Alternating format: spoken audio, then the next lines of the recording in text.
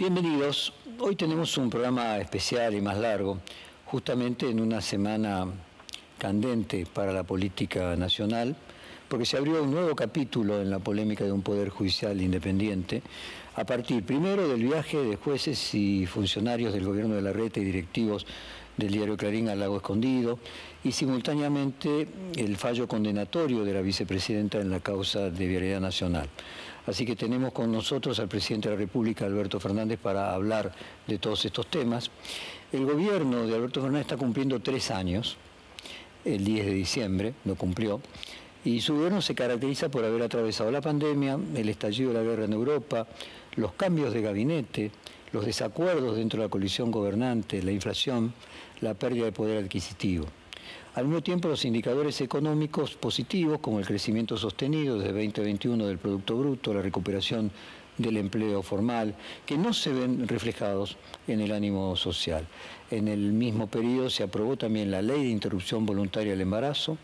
Argentina se retiró del Grupo de Lima y le quitó un porcentaje de la coparticipación a la Ciudad de Buenos Aires que Macri había asignado en su momento por decreto.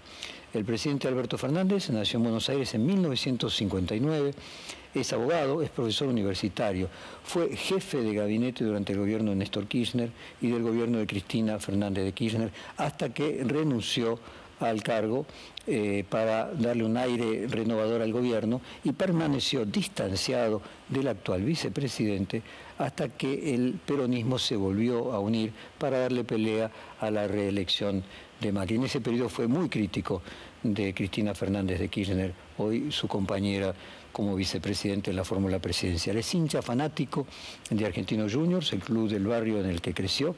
Tiene sensibilidad artística del presidente, que está ligada a la música, toca la guitarra eléctrica y acústica y canta y compone canciones. A los 14 años comenzó a estudiar guitarra con Lito Nebbia, con quien entabló una amistad y logró, inclusive cuando era legislador de la Ciudad de Buenos Aires, que se lo nombrara ciudadano ilustre.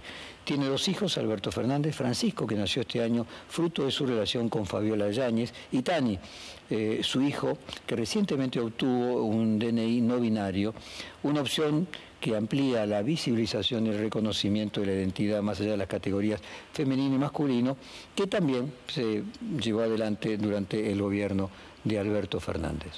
Muchas gracias, presidente. Tercer reportaje que hacemos, uno por año. Usted está cumpliendo 3er año de su mandato. Y si usted no fuera el presidente de la Nación y tuviera que hacer un balance de los 3 años del gobierno de un tal Alberto Fernández, ¿qué diría? Que a ese Alberto Fernández le ha tocado un tiempo muy difícil del mundo, un tiempo único en el mundo. Que cuando esto termine, la historia va a escribir que de los 4 años de mandato tuvo que soportar 2 primeros años de pandemia y 2 años de guerra. Una guerra que tuvo además una trascendencia internacional infinita y que a la Argentina le ha significado mucho problema. Que además tuvo que enfrentar esos 4 años recibiendo un país absolutamente endeudado, con 54 puntos de inflación, un país donde el salario real había caído 20 puntos, donde había encerrado 23.000 pymes, donde la economía estaba absolutamente paralizada en términos de consumo desde 2 años antes. Y yo diría que se trató de un presidente que puso todo su esfuerzo, toda su garra, todas sus convicciones, que sacó buenos resultados y que 3 años después todavía tiene problemas por resolver. Que logró poner en marcha la economía, que de los 4 años que gobernó, habrá sido después de Néstor Kirchner el único presidente que logró hacer crecer a la Argentina 3 años consecutivamente, que ha creado hasta el día de hoy 1,5 millones de puestos de trabajo, que si el trabajo registrado crece a un ritmo del 0,5% mensual, que las economías regionales se están movilizando y bien, que va a tener un récord de exportación, pero que tiene problemas, que claro que tiene problemas, que tiene el problema inflacionario que afecta a mucha gente. Ahí vamos, permítame que lo interrumpa. Su gobierno se caracteriza por haber atravesado la pandemia, el estallido de la guerra en Europa, por desacuerdos también dentro de la coalición gobernante, por inflación y pérdida de poder adquisitivo, pero también por indicadores económicos positivos, como lo que usted mencionó, crecimiento sostenido desde 2021, recuperación del empleo formal, que no se ven reflejados en el ánimo social. ¿Cuánto marcó a su gestión los desacuerdos internos entre usted y la vicepresidente y cuánto hubieran podido cambiar el resultado de aún una gestión mejor? No, yo la verdad es que eso le asigno poca trascendencia, francamente. No porque no sea importante, porque es bueno que nos llevemos bien, es necesario que nos llevemos bien. Pero yo lo que creo es que lo que hemos tenido es una siembra de desánimo permanente del sistema mediático que nunca quiso tomar en cuenta estos datos ponderables.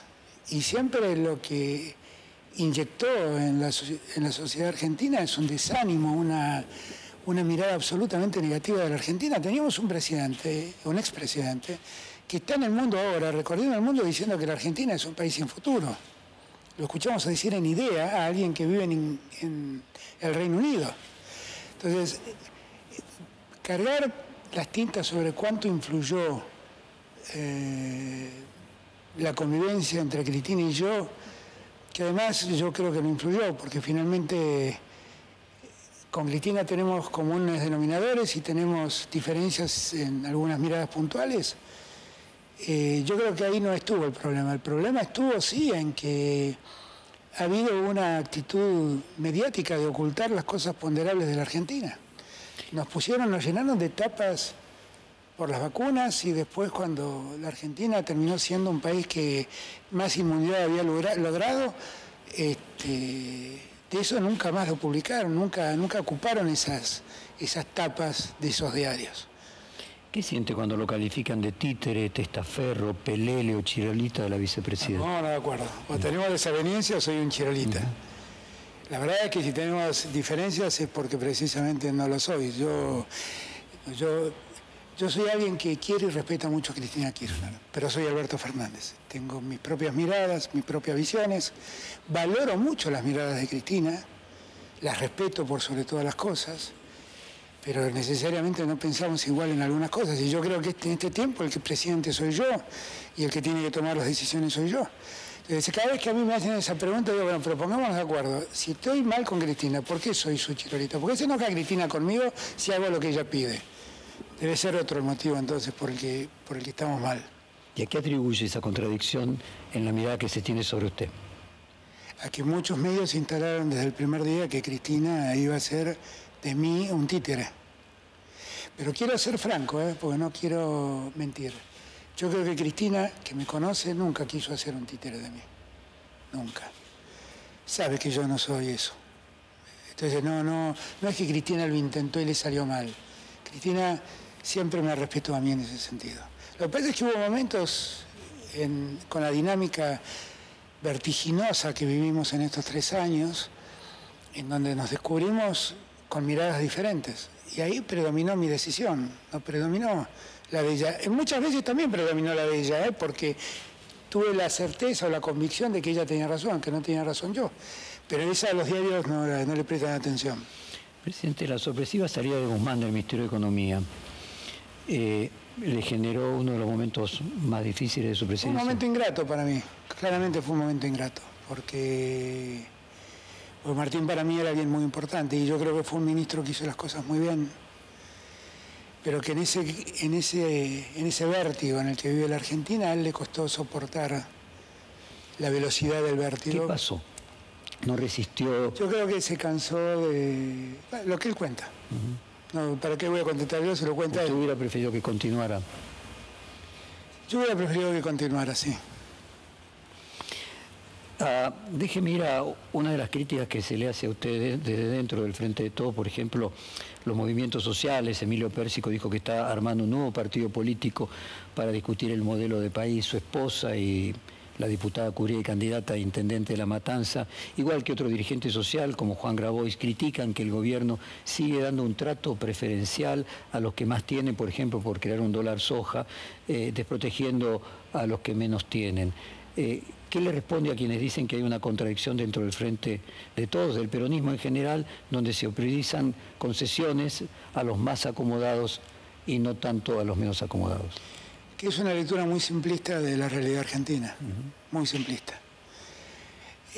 Cuando nosotros firmamos con el Fondo Monetario, muchos de esos sectores dijeron que nosotros íbamos a llevar adelante un plan de ajuste que iba a restringir el gasto público y que los afectados iban a ser los sectores más débiles. Eso nunca ocurrió. Eso nunca ocurrió. Y nosotros seguimos prestándole atención a esos sectores, asistiéndolos, tratando de poner orden, porque muchas cosas se desordenaron con la pandemia, la guerra y con lo que heredamos. Todo eso hay que prestarle atención. Pero lo que yo sí celebro es que vivamos dentro del Frente de Todos, revivamos un debate sobre cómo queremos hacer las cosas. Yo creo que así como hace 40 años atrás tuvimos la utopía de la democracia, nosotros hoy debemos sembrar la utopía de la igualdad. ¿Y cómo lograrlo? Es el secreto. ¿Cómo lograrlo? Cuando Sergio encuentra como solución darle al dólar soja el precio del dólar más la inflación, que es eso, no es otra cosa lo que hace, en verdad lo que está buscando es algo que la Argentina necesita mucho, que son reservas. En verdad las reservas no nos las pueden dar más que los exportadores.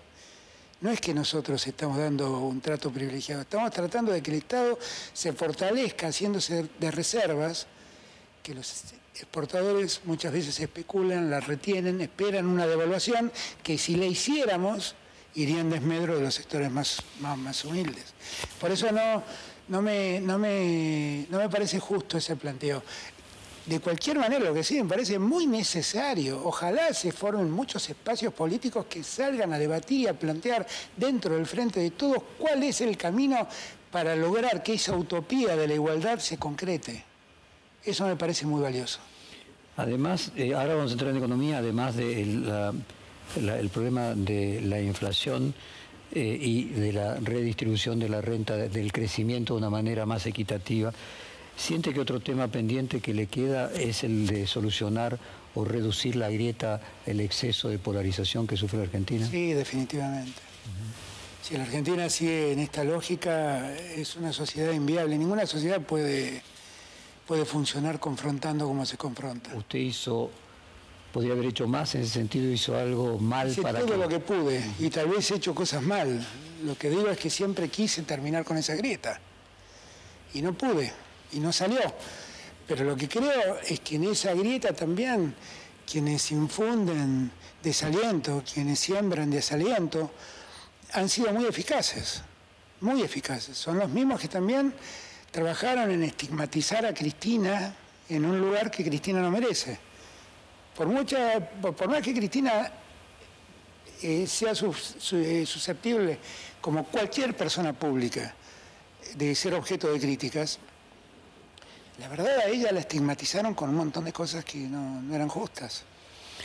En esta misma serie de entrevistas, hace poco, el economista Emanuel Álvarez Agis, quien por lo menos por versiones se le había ofrecido en algún momento ser ministro de Economía y no aceptó, dijo que para bajar la inflación en serio hay que cerrar la grieta, que si no se pone de acuerdo el oficialismo con la oposición, es muy difícil solucionar la inflación. ¿Usted piensa así que es necesario? Emanuel es un buen amigo, un gran amigo, uno de los economistas más inteligentes que he visto. Comimos días atrás con Sergio y con él. Le presto atención a lo que Emanuel dice. Él parte de una premisa cierta. Si nosotros queremos resolver el tema inflacionario, necesitamos que todos vayamos para el mismo lado. Y para eso hay que cerrar la grieta, claramente, porque si cerramos la grieta es que todos vamos a estar tirando el carro para el mismo lado. La verdad es que esa reflexión sirve para la grieta y sirve para todo. Si queremos desarrollar el norte grande, cerremos la grieta, va a ser más fácil. Si queremos una mejor justicia, cerremos la grieta, va a ser más fácil. La grieta es algo que no solo nos divide, nos impide caminar juntos, porque hay un zanjón en el medio donde tememos caer. Si eso se termina, bienvenido sea, es algo que tenemos que trabajar todos. Presidente, algunos empresarios reconocen públicamente que le fue mejor económicamente con los gobiernos kirchneristas y que le va mejor hoy. La propia vicepresidente en una entrevista que brindó recientemente al diario brasileño Folha de San Pablo marcó lo mismo, que las rentabilidades de los empresarios y el valor de sus empresas era mayor cuando no gobernaba la oposición que cuando gobernó Mauricio Macri. Sin embargo, pareciera ser que la mayoría del Círculo Rojo y de los empresarios no vota a gobiernos peronistas. ¿A qué atribuye el fenómeno? ¿Es un problema de ignorancia, de desconocimiento de cuáles son sus propias conveniencias? No, yo creo que es un problema de clase. Es mucho peor que eso.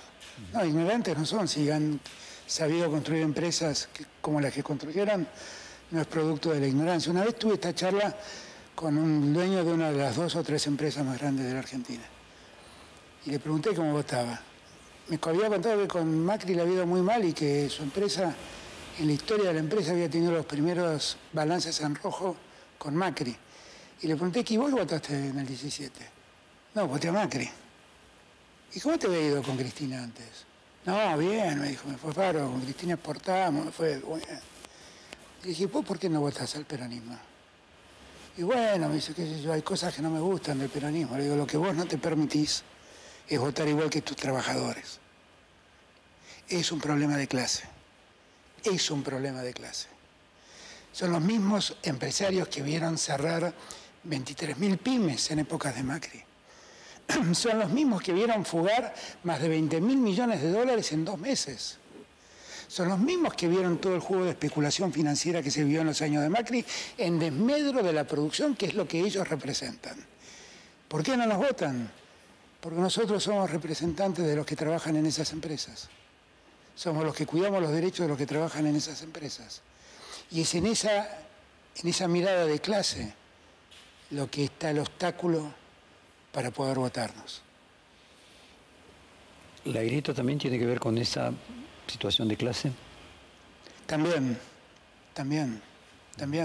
Nosotros seremos siempre los cabecitas negras. Seremos un problema somos el hecho maldito del país burgués del que habló John William Cook. El peronismo ya ha crecido mucho, ha evolucionado mucho. Es un partido demócrata por excelencia. Somos los que más cuidamos la República.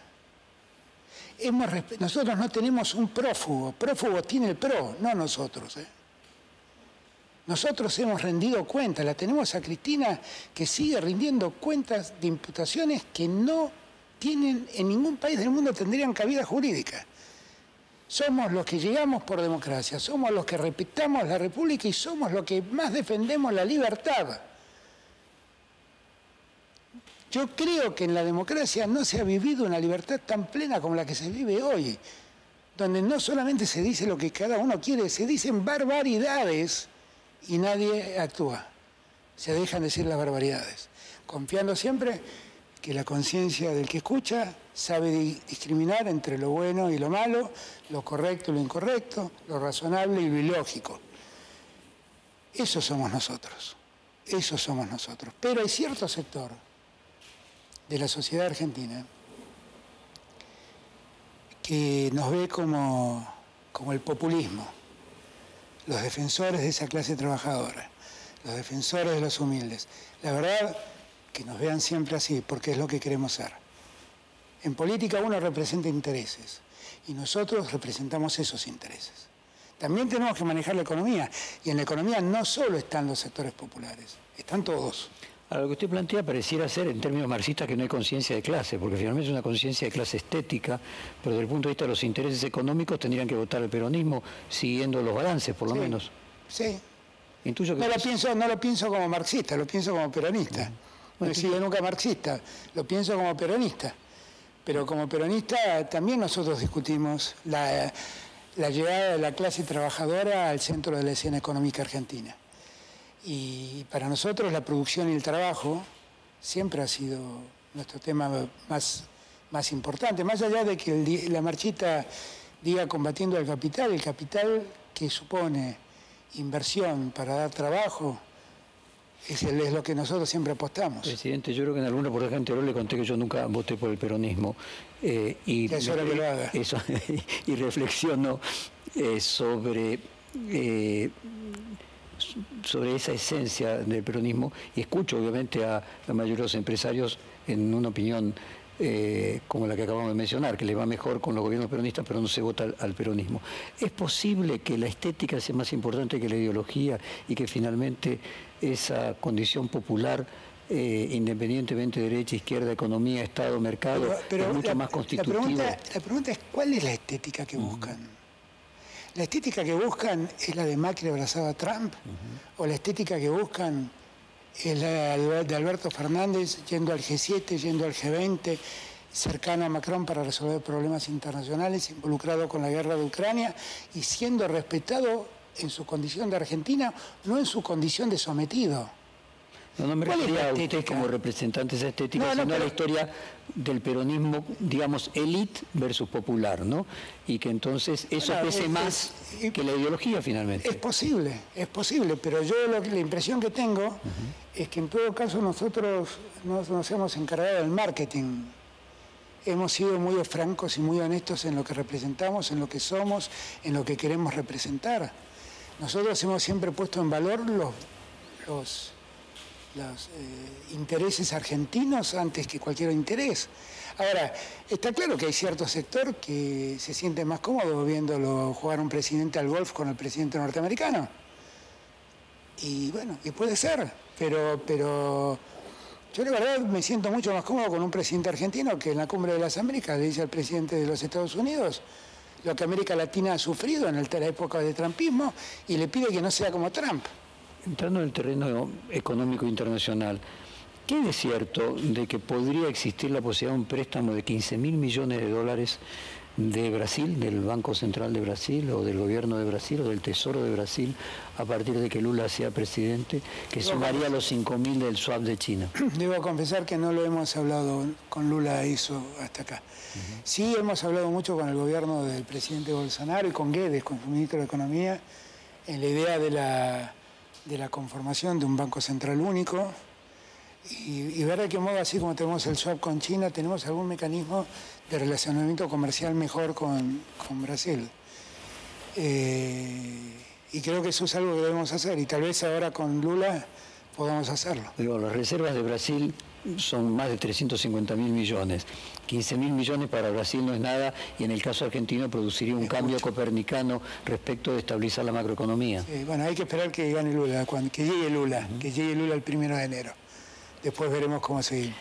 En esta misma serie de reportajes, el responsable de la FIP, Carlos Castañeto, dijo que con el acuerdo de intercambio de información tributaria con los Estados Unidos, él estima que se van a detectar alrededor de 100.000 millones de dólares en bienes no declarados en Estados Unidos y que a través de algún sistema, ya sea el cobro de penalidades o un sistema de blanqueo, se podría recaudar el impuesto a las ganancias del 35%, algo equivalente a pagar casi toda la deuda con el Fondo Monetario Internacional. ¿Qué expectativas tiene usted respecto de eso?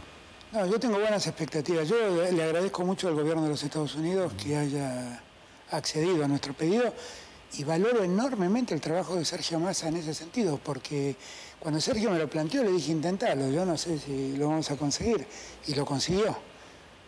Y la verdad es que es un trabajo encomiable. Ahora lo que tenemos que detectar nosotros es quiénes tienen fondos en los Estados Unidos y no los han declarado en Argentina. Las cifras que se mueven son distintas y la verdad es que no tengo certeza de qué monto estamos hablando realmente. Lo que sí sé es que todas las medidas, en este mundo globalizado, todas las medidas que tiendan a blanquear las operaciones financieras le hacen bien al mundo y en este caso bien a la Argentina. Y cuando una Argentina que tiene una tendencia natural, cierto sector de la Argentina, a llevar sus activos al exterior, es muy bueno conocer qué es lo que tienen en el exterior. No para que no lo tengan, sino para que expresen la riqueza que verdaderamente tienen y paguen los impuestos en ese sentido. No sé realmente cuál puede ser el monto, pero creo que puede ser muy importante. ¿Existe alguna posibilidad de que se pueda llegar adelante, ya sea con un blanqueo exitoso, con un préstamo de Brasil, acumular una cantidad de recursos que permitan que sea viable unificar el mercado de cambios y lanzar un plan antiinflacionario más sólido, contundente? Nosotros estamos trabajando para que el mercado cambiario se unifique. Y queremos llegar a ese objetivo, claro que sí. No hemos sido nosotros los que creamos todo esto, porque gran parte de esto lo heredamos. Es cierto, nosotros por la pandemia tuvimos que sacar adelante ese dólar solidario y esas cosas que hicimos en la pandemia por la falta de dólares que teníamos. Pero debemos trabajar en ese sentido y todo el esfuerzo va en ese camino. Y claro, de concretarse todas estas cosas ayudan mucho a lograr ese objetivo. También ayuda mucho que los argentinos entiendan que nosotros los dólares los necesitamos para traer insumos y seguir aumentando la producción y el trabajo en la Argentina. Antes que para el placer, para la distracción y, si me permiten, también para el ahorro, porque hoy pueden ahorrar en pesos con cláusulas o en condiciones que le permiten a sus ahorros seguir el crecimiento del dólar, o sea que nunca se deteriore su inversión respecto del dólar. Así que yo espero que eso lo podamos lograr. O sea que respecto de lograr un plan de estabilidad, nosotros estamos trabajando en un plan de estabilidad. El plan de precios que Sergio ha llevado adelante desde la Secretaría de Comercio es un plan en ese sentido. La pregunta es, ¿están pensando en un plan de shock? Y el plan de shock, cuando revisamos para atrás, siempre supuso devaluación y más pérdida de los ingresos de los sectores más débiles. Y por eso nosotros somos tan renuentes a eso.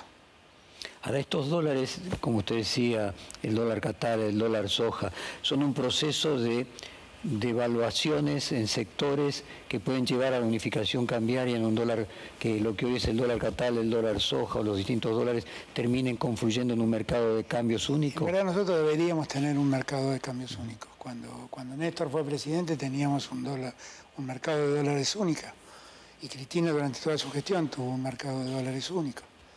Y lo que pasa es que nosotros, yo insisto, recibimos un banco central sin dólares.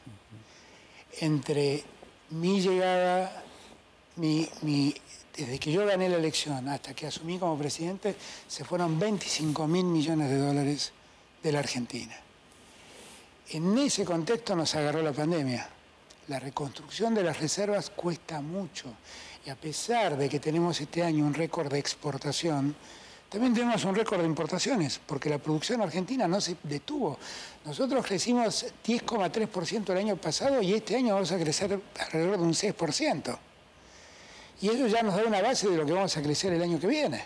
Entonces, hay que entender que hemos hecho un enorme esfuerzo, pero que la carencia de dólares es un problema y que nuestro deber es buscar la forma en que los dólares se destinen precisamente a eso. Entonces, ¿usted tiene la expectativa de que en el último año de su gobierno pueda unificar el mercado cambiario? Sí, es lo que más quisiera. Déjeme entrar en el tema de justicia en medios de comunicación. El lunes por la mañana salieron todos los diarios los chats de audios de jueces, fiscales, el ministro de Seguridad porteño y empresarios y directivos del grupo Clarín que se reunieron en el Lago Escondido. Usted hizo una cadena nacional, además se denunció penalmente a estas personas, entre ellas los dos principales ejecutivos del grupo Clarín. ¿Cómo quedó la relación con Clarín, si es que había alguna recientemente? La verdad es que durante nuestro gobierno nosotros no hemos tenido ninguna relación con Clarín. Esa es la realidad. No hemos tenido ninguna relación cercana, ni mucho menos. Y la realidad es que nosotros no hicimos esa denuncia tratando de perseguir a Clarín. Sí, sino a todos. La realidad es que lo que nosotros vimos da asco. Asco da. No hay otra forma de explicarlo. Da asco. Ver a jueces, fiscales, funcionarios metidos en esa trama es algo que asquea. Y si bien es cierto que todos presumíamos que eso pasaba, Nunca lo habíamos visto al descubierto. Nunca lo habíamos visto así. La denuncia que yo mandé a hacer no tiene que ver con los chats, tiene que ver con el viaje. Porque el viaje supone la presunta comisión de un delito que se llama dádivas y un segundo delito que es el incumplimiento de los deberes de funcionario público. Y eso es lo que yo pedí que se investigue. No es que yo denuncié los chats. Los chats lo que dejan lo que ponen en relevancia es que el hecho ocurrió y que lo que buscaron son mecanismos para lograr la impunidad por el delito que habían cometido. Ahora, cuando uno lee que jueces hablan de fraguar facturas, de antedatar facturas, que discuten quién lo paga y el empresario dice, no, nosotros nos hacemos cargo por nuestro deber, es todo asqueante. A mí el episodio no me preocupa por ninguna de las personas que participó del episodio, ni por el diario Clarín. A mí me preocupa porque yo soy un demócrata. En mi sangre peronista también corre un poquito de la sangre de Raúl Alfonsín. Y si nosotros respetamos el Estado de Derecho, no podemos mirar sin reaccionar lo que acabamos de ver. Porque la democracia se construye con los tres poderes. Necesitamos jueces probos, funcionarios honestos y empresarios que no corrompan. Y lo que vimos, vimos jueces que no son probos, funcionarios que no son honestos y empresarios que corrompen. Eso es lo que vimos. ¿Me equivoco o uno de los jueces que viajó procesó y no sé si condenó a... No se equivoca. Ercolini es el que elevó a juicio la causa de Cristina, pero Ercolini también elevó a juicio una causa por dádivas donde el acusado era Ricardo Jaime. ¿Y cuál era el hecho que se investigaba? 2 fines de semana en Brasil en avión privado. ¿Quién había pagado el avión privado? ¿Quién había pagado la estadía? 2 fines de semana. En este caso es uno, que es lo que hemos probado hasta acá. En este caso es uno. ¿Por qué históricamente el kirchnerismo ha mirado con cierto recelo su relación con Clarín, presidente? Porque construyeron una historia en su momento de que yo era amigo de Clarín y la verdad es que yo no tenía vínculo con Clarín. En los años de Cristina jamás lo vi a Héctor Mañeto, esta es la realidad. Lo volví a ver cuando gané la elección. Nunca lo había visto. Pero construyeron una imagen... En aquel evento creo que en el Malva era... Exactamente, construyeron una imagen que no era cierta. Porque además yo en esos años de Cristina, había sectores cercanos, militantes cercanos a Cristina, que eran muy virulentos contra los que trabajaban como periodistas en Clarín o en TN. Yo la verdad siempre repudié esas acciones, siempre las repudié, no me parece que ese era el camino. El camino tal vez es dar un debate franco. Y en todo caso, bueno, si dejaron de ser un diario y son una empresa, y entonces les interesan más los intereses económicos que el periodismo, pues dedíquense a las empresas. El Pepe Mujica siempre decía una cosa que yo tengo grabada en la cabeza. No está mal ganar plata, está muy bien ganar plata. Pero el que quiere ganar plata, que no sea político. Bueno, si querés mantener empresas pujantes, vigorosas, crecientes, hacelo. Pero no tengas un medio. Porque si vos usás ese medio para perseguir, para extorsionar, entonces no estás haciendo periodismo, estás haciendo otra cosa. Presidente, y en el otro arco ideológico, respecto de su ex jefe de asesores, Julián Leunda, que quedó envuelto también en el cruce de chat del fin de semana en Lago Escondido, y que él garantizaba que no iba a salir en C5N la información del viaje, y había sido previamente director de Relaciones Institucionales del Grupo Indalo. No sé si la palabra si es ético o es prolijo que el director de Relaciones Institucionales de un grupo de medios luego sea asesor de la presidencia. En la medida que se desentienda el grupo de medios, sí, pero veo que no, y por eso renunció. Yo lamento mucho lo que pasó con Julián, que es un hombre joven, que creo que tiene un futuro y además le sigo guardando afecto, pero cayó en una trampa que le tendieron en el sentido de que efectivamente lo llamaron para pedir una ayuda y no midió las consecuencias ni el lugar donde estaba parado. Ya no era más el gerente de Relaciones Institucionales del Grupo Indalo, era el jefe de asesores mío. Y creo que cometió un error. Yo también pondero que él haya presentado la renuncia sin necesidad de que yo se la pida. Él lo vio como lo veo yo. Y eso me da cierta tranquilidad. Respecto de que al día siguiente usted haya hecho cadena nacional, ¿dudó en algún momento de que la cadena nacional era el mecanismo necesario o que podría haber otras formas para poner en agenda y en relieve lo que usted quería destacar? Yo el día domingo, cuando vi la nota de Horacio Berbisky, inmediatamente me senté a escribir el discurso que después di. La duda que tenía era cómo transmitirlo, porque no sabía cómo al día siguiente iba a estar la sentencia de Cristina, no sabía cómo iba a ser usado. Pero lo que me determinó a hacer la cadena nacional es ver el lunes a la mañana que ningún medio hablaba del tema. No es que no hablaban de los chats, no hablaban del viaje. Yo en mi discurso no hablé de los chats, hablé del viaje. Y entonces eso sí me llamó poderosamente la atención.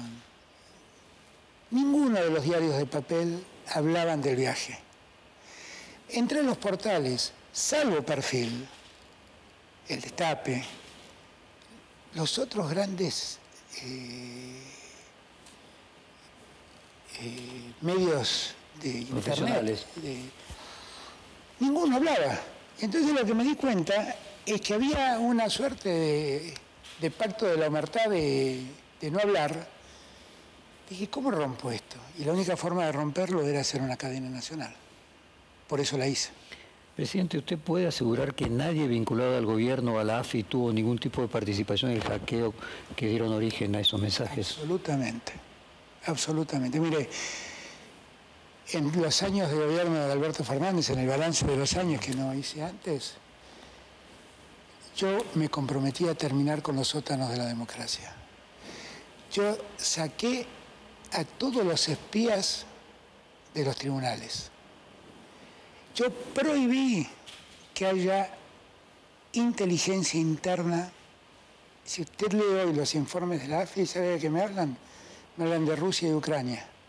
Me hablan de los conflictos en la Unión Europea. Me hablan de conflictos que hay en el mundo. Nadie me habla de lo que hace usted o otro periodista o un opositor. Nadie.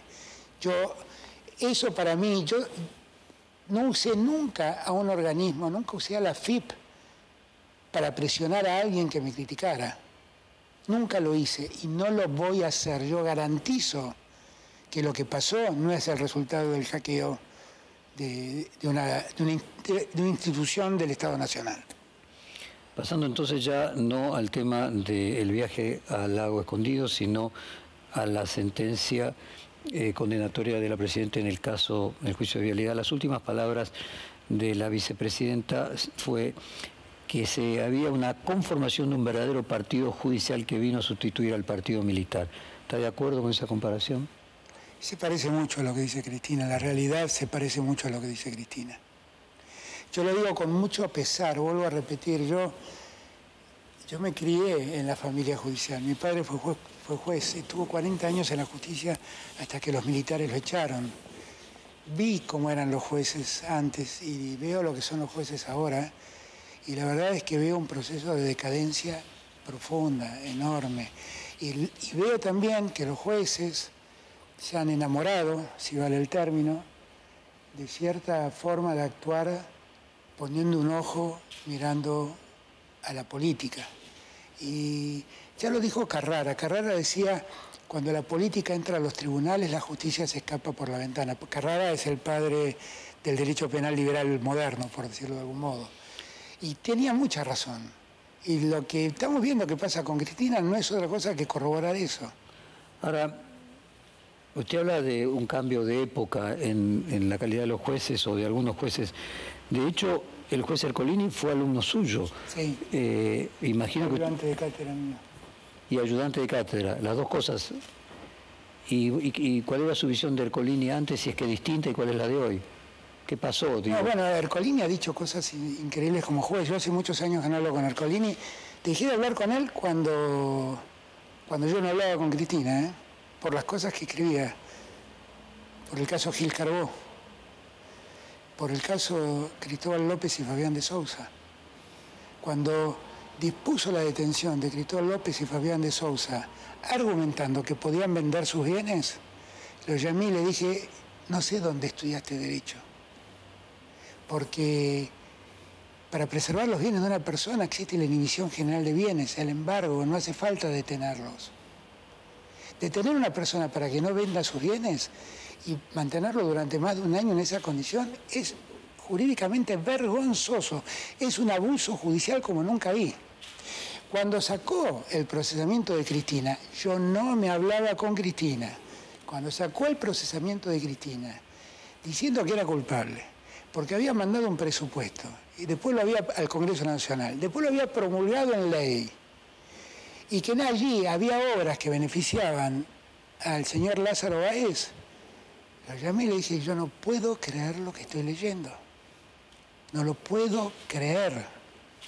No lo era puedo distinto creer. que el Ercolini, que era ayudante suyo de Cátedra. Imagino Y sí, que tuvo de ayudante de definitivamente cátedra. yo no reconozco a este Ercolini.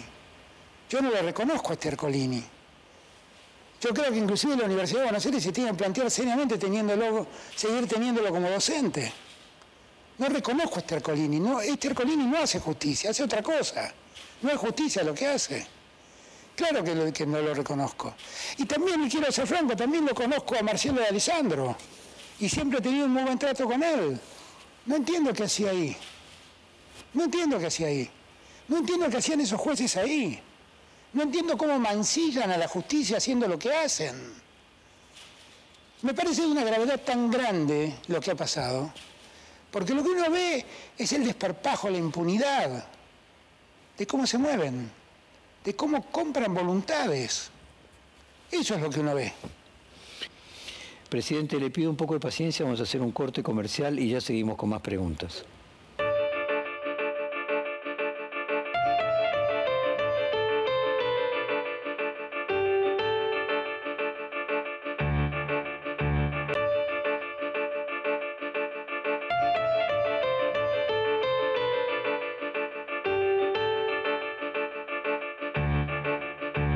Volvemos del corte comercial con el reportaje que continuamos con el presidente Alberto Fernández.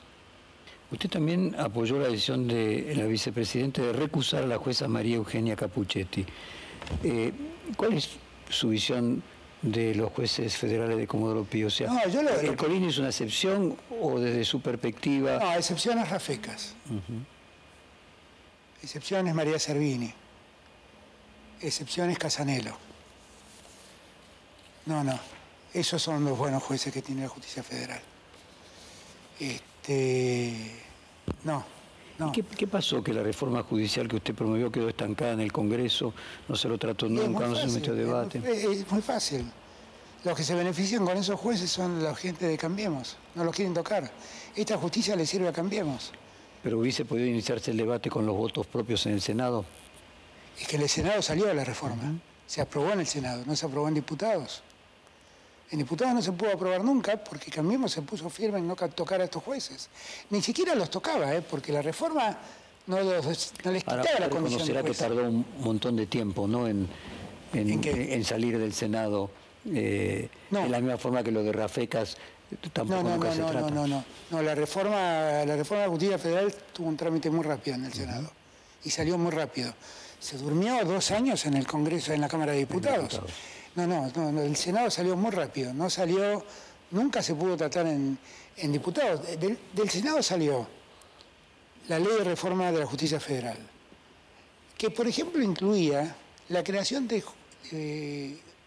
juzgados federales en Rosario, que hace mucha falta por el problema del narcotráfico. Nunca lo trató diputados. Nunca trató la reforma previsional de la Procuración Fiscal, de la Procuración General, que era una reforma que ponía límite le daba temporalidad al procurador. Nunca trató la reforma del Consejo de la Magistratura. Está clarísimo que Cambiemos quiere que esta justicia que le sirve a Clarín y le sirve a ellos siga siendo la misma. Y en el caso de Rafecas, que no se trató, que es solamente el Senado. Que no se haya tratado, pero yo no he mandado ninguna otra opción porque creo que Rafecas es el mejor hombre que tenemos para que sea procurador en una república y en una justicia independiente. ¿Y qué atribuye que en el Senado no se haya tratado el procurador? No lo sé, porque nunca nadie me supo explicar por qué no lo tratamos. Y cuando usted lo habla con la vicepresidenta, ¿qué le dice? No, la verdad nunca conseguí nunca me dieron una definición clara de qué era lo que impedía que Rafecas fuera procurador. Hay una silla vacía en la Corte. Sí. Y no hay forma de que se ponga de acuerdo el oficialismo y la oposición para nombrar ese nuevo. No lo van a nombrar porque la Corte también es servir al gobierno. Perdón, al gobierno no, a la oposición. Absolutamente servir a la oposición. Absolutamente servir. No se soluciona, presidente. O sea, si no hay un acuerdo entre oficialismo y oposición respecto al tema de la justicia. Los que lo tienen que resolver son ellos. Porque yo escucho amigos, militantes, compañeros que me dicen lo que tiene que hacer es intervenir la justicia. ¿Y cómo se interviene la justicia en una república? ¿Cómo se interviene? Necesitamos una ley. ¿Tenemos la posibilidad de sacar esa ley? La respuesta es no. Bueno, pero entonces sacamos el juicio político a los miembros de la Corte. Necesitamos 2/3 partes del Congreso para hacer eso. ¿Tenemos la 2/3 parte del Congreso?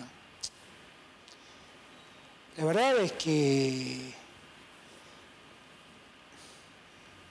la Corte debería darse cuenta del desprestigio en el que ha caído. Debería darse cuenta de lo que ha hecho. El juez de la Corte es, a su vez, juez del Consejo de la Magistratura, lo que están haciendo permanentemente. Le han cuestionado al Congreso de la Nación los representantes que nombran, ¿con qué autoridad? Digo, ante el Consejo de la Magistratura estoy hablando. Digo, estamos en un punto donde tenemos que tomar conciencia la degradación que la justicia tiene. La gente piensa que cuando yo digo estas cosas, estoy pensando en Cristina. Yo no estoy pensando en Cristina. Cristina, en todo caso, es una víctima más de este sistema judicial. Pero hay millones de víctimas en este sistema judicial, ¿eh? Hay millones, ¿eh? Y lo que hay que entender es que cada vez que se escriben las barrabasadas que se escriben por ahí respecto de alguien que es antipático para el que lee la noticia. Pero un día le pueden aplicar esa misma lógica al que lee la noticia, ¿eh?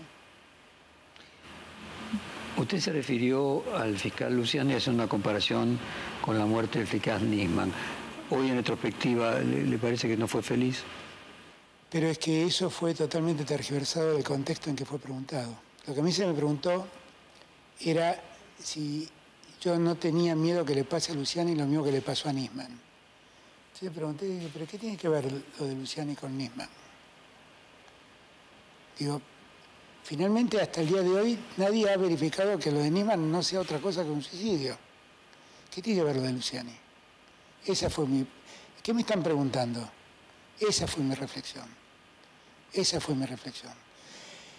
Si la pregunta era, ¿usted va a garantizar la seguridad del fiscal Luciani? Obviamente le garantizamos, le aumentamos la custodia inclusive al fiscal Luciani en silencio. Obviamente que lo hicimos. Viendo este dilema, partidarios que plantean que hay que hacer algo con la justicia, con la Corte Suprema, la inviabilidad desde el punto de vista jurídico, político, institucional, ¿puede llegar a crearse una situación de movilización similar al conflicto que hubo en su momento en la crisis con el campo o la crisis...? Quisiera que no. Yo lo que quisiera es que... Miren, nosotros cuidamos a la República y cuidamos a la democracia. Yo quisiera que aquellas que los declaman discursivamente, bueno, hagan algo por hacer que la justicia funcione mejor. Porque que la justicia funciona mal no es un parecer mío. Vayan y miren y pregúntenle a la gente. Pregúntenle a un empleado que ha sido despedido sin causa lo que dura un juicio laboral. Vayan y pregúntenselo. Pregunten un daños y perjuicios porque me chocaron el auto. Vayan y miren lo que pasa en la justicia comercial con las quiebras. Vayan y miren lo que pasa. Hay una justicia para los poderosos y otra justicia para los más débiles en materia penal. Podemos creer que esto está bien, esto está mal, y esto hay que corregirlo. ¿Esto es en contra de alguien? No, esto que estoy planteando es en favor de todos. La mayoría de los jueces son jueces probos. No tenga ninguna duda. Ahora, la mácula que representa aquel que se toma un avión privado pagado por una empresa de medios y lo reciben en una mansión en Lago Escondido con todo pago, genera una salpicadura de tal magnitud que lastima a muchos que no tienen nada que ver con eso. Y por eso yo creo que es necesario que nosotros seamos capaces de dar este debate y este planteo, sin movilizaciones, sino haciendo las cosas bien. Pero va a haber movilizaciones y pareciera ser que nos encaminamos a una situación de tensión. Yo lo que quisiera es que la paz pública y la tranquilidad pública no se altere. Y que si hay movilizaciones sean pacíficas, y si lo que reclaman es que la justicia funcione de otro modo en la Argentina, yo voy a ser el primer militante en caminar en esa marcha. Pero esto en verdad es un problema de los dirigentes. Diputados, por favor, traten las leyes que tienen para tratar. Vamos a empezar a corregir las cosas desde ahí. Usted me preguntaba por la vacante que está hoy en la Corte que dijo Elena Hayton. Pero, ¿tiene sentido que yo exponga un nombre para que la oposición nunca me lo apruebe? 2. ¿Tiene sentido que acuerde un nombre con la oposición para que haya un nombre?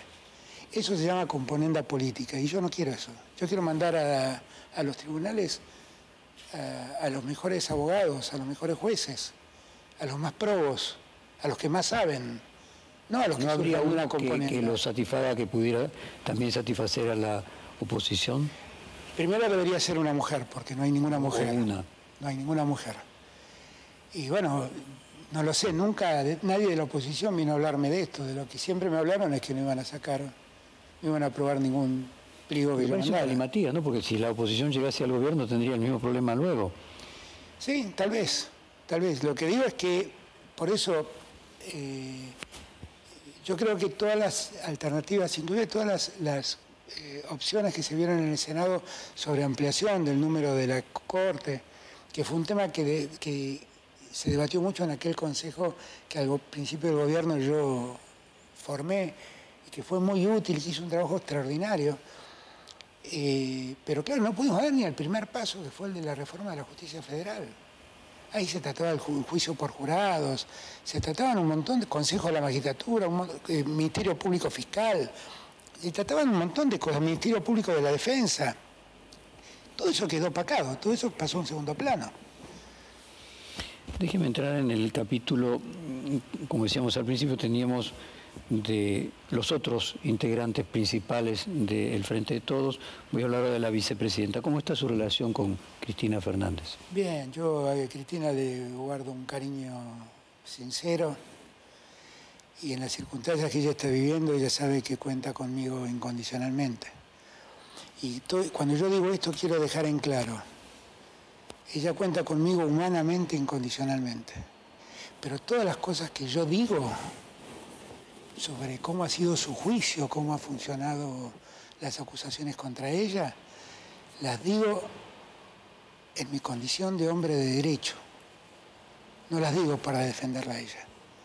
Las digo porque me atormenta pensar que la Argentina viva con un sistema judicial como ese. Ahora, presidente, usted dice repetidamente que nunca se volvería a pelear con Cristina.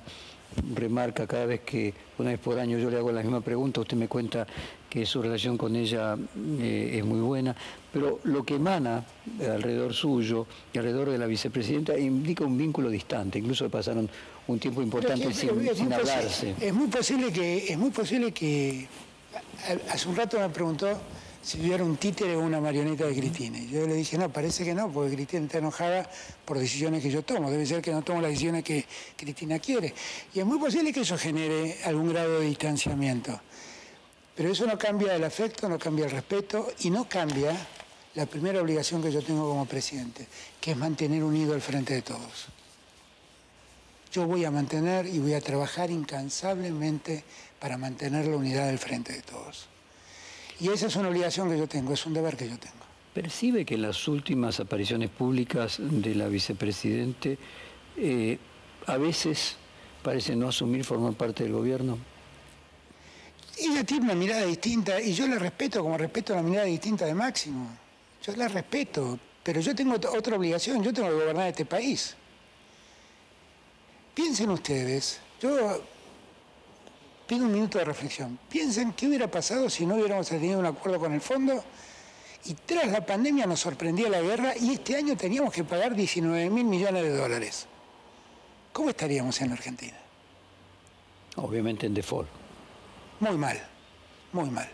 Entonces, hay veces que uno toma decisiones que no son necesariamente las que más le gusta, pero la ética de la responsabilidad lo obliga a tomar esas decisiones.